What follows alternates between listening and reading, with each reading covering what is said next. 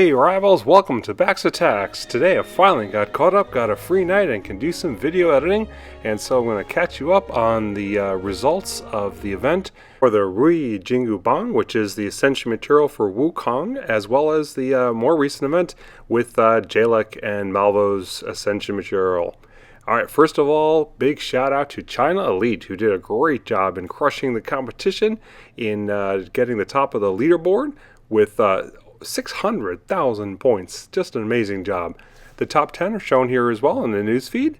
The Smashers, Atlantis, Mortality War, Quantum's Web, several Chinese teams, the Pinoy Kingdom as well, and the Incassables. Well done for reaching the top 10 there.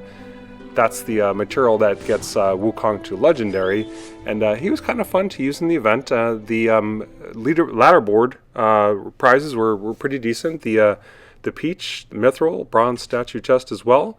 It wasn't a walkthrough to get those, but really the competition was for the top 120 kingdoms to get the Bang.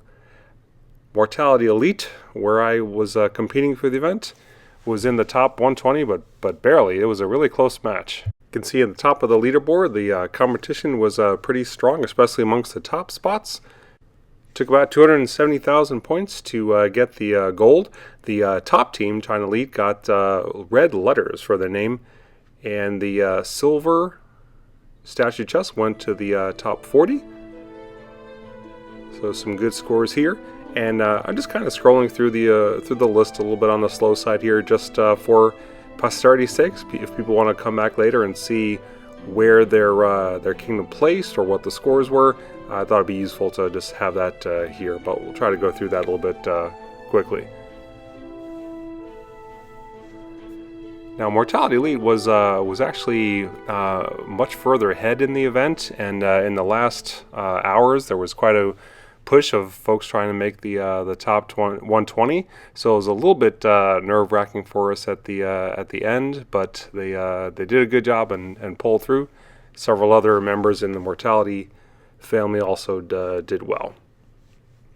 Now, this was the first leaderboard, I think, that had no ties, so that was a different thing. You knew exactly where you stood all throughout the event, so I think that was a big advantage of the system.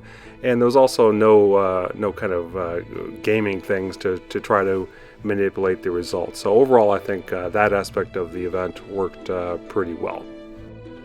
Okay, and I'll speed up a bit here as we go through the tail end of the leaderboard. The top 200 got an extra prize as well, and the top 320 could also work to get an extra.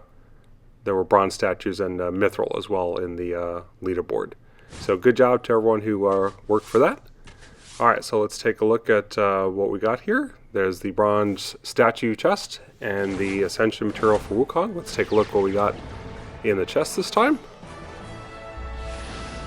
And that's going to be another soldier one. Actually getting close to seeing that one come to silver. Individually, a random warden or soldier statue doesn't matter that much, but after a while you'll get 10 of those. Alright, so there's Wukong now at Legendary. He's actually a pretty effective ancient. If you used him during the event, you probably saw that the ability for the troops to not die with the third spell was really quite good. And you can see here the damage on that third spell is really powerful at higher levels. And the duration of the Life Peach, that second spell, and the health that it recovers also gets pretty good at these higher levels. So overall, I think that was a good one to go for, a pretty decent event and a worthwhile reward. I think folks have mixed opinions on how much they like him, though. Some thought he was great, others thought that he's best used in a spell tower, but we'll see about that one. Alright, so let's shift gears a little bit to look at the last weekend's event with Jaelleck and Malvo's Artefact. And this one, to be honest, was a slog. I got a lot of feedback from other players. This was just a really boring event. No other way to put it. At 5 points per battle, and you couldn't get any bonuses unless you were using Jaelleck, which didn't happen for a while, or using lightning or nature elementals. The problem is virtually everyone has burned through their stock of those. They don't keep them around. And so it took a long time to get even Jaelleck actually at 600 points. That's 120 battles, 40 per day for 3 days. If you've got anything else going on the weekend, it's going to be difficult to get there. And 1700, most players I know didn't even bother for that, and I did not either. I barely got Jaelleck. I had to get up early in the morning at about 5:30 just to finish that off. So not one of the best events I've had, and also kind of mixed reactions on Jaelleck. Most folks are kind of their responses, meh, he's okay. It's interesting to have the fourth spell. In practice, I think most folks were casting one of the first spells, like the negative one, and then tending to spam the second spell, both for the debuff, which is important, as well as, or cleansing of debuffs, as well as the ability to heal up the troops a little bit. Alright, so this is as we're getting close to Jaelleck. And this is how I did the event. I used Golgog and a mixture of soldiers and mana hunters, and I went through the arena all the time.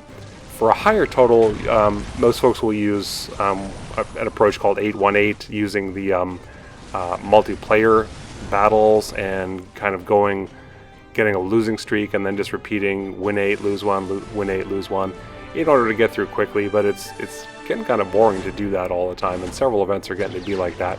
So instead I focused on the arena so that I could finish off the 25,000 to get to Stronghold 15, which I've been looking forward to for a while.